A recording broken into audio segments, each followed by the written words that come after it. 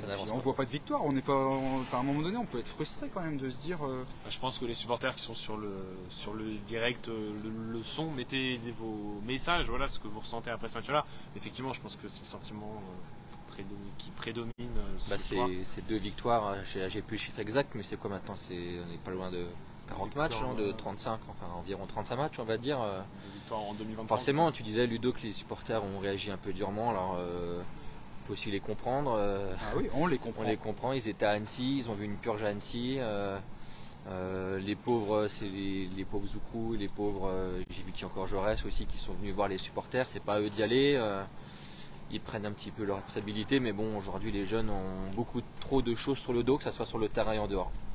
C'est le projet du club, nous dit-on, mais comme tu disais, Ludo, il y a le projet à long terme qui aujourd'hui se confronte à la réalité du résultat en Ligue 2 et qui est pas du tout au niveau espéré. Et puis, il y a une question en conférence de presse où je lui dis, est-ce que le coach est inquiet parce que nous, on l'est. Bah non, il n'est pas inquiet, il ne regarde pas le classement. Hein, je crois qu'il a dit, je suis inquiet, mais le classement, je ne regarde pas, je regarde que la progression de... la progression, ouais. Moi je le sens pas hyper inquiet, donc moi je me dirais peut-être tiens on glisse et puis on a vu des équipes l'année dernière qui ont même en Ligue 2 avec des gros moyens comme Saint-Etienne qui ont souffert pour s'extraire de la zone de relégation. Donc oui, on peut ne pas être inquiet. Alors même un confrère qui suit la JA disait ah bah non mais je suis pas inquiet pour vous, il y a du matos, il y a des joueurs. Oui, mais pour l'instant il y avait du matos l'année dernière, on était 13e avant que Patrick Kisnorbo arrive et on a fini relégable et on a fini relégué. Aujourd'hui oui il y a du matos, bien évidemment, on a des moyens tellement supérieurs à des clubs de Ligue 2 comme Annecy, Rodez, Pau et tout ça, mais aujourd'hui on n'est pas forcément devant eux ou pas beaucoup devant eux, donc à un moment donné oui il faut peut-être est-ce qu'il ne faut pas, je sais pas, ruer dans les brancards et à un moment donné trouver une solution pour faire réagir. On a la sensation que personne n'est inquiet. Ah ben on va essayer d'aller gagner à Rodez, on va tout faire et puis on continue à travailler. Et puis tant qu'on travaille bien, ouais mais zut quoi, à un moment donné bouge, on devient supporter quand on dit ça, mais c'est un petit peu ça, et je parle même pas des joueurs quand je dis bougez-vous, c'est ça le problème, c'est que parce que j'ai l'impression qu'ils donnent ce qu'ils ont, et j'aurais presque fait, on en a parlé pendant le match, une comparaison avec les filles de l'Estac.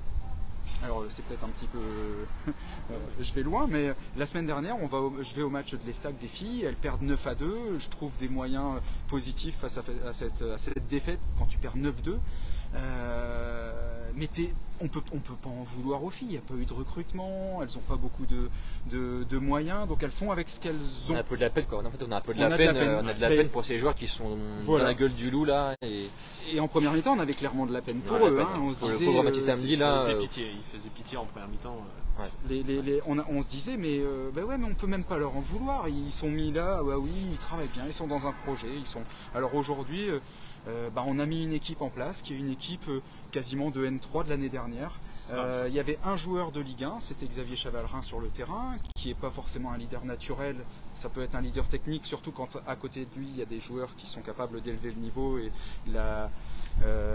l'intensité, l'agressivité, mais il manquait tellement de choses.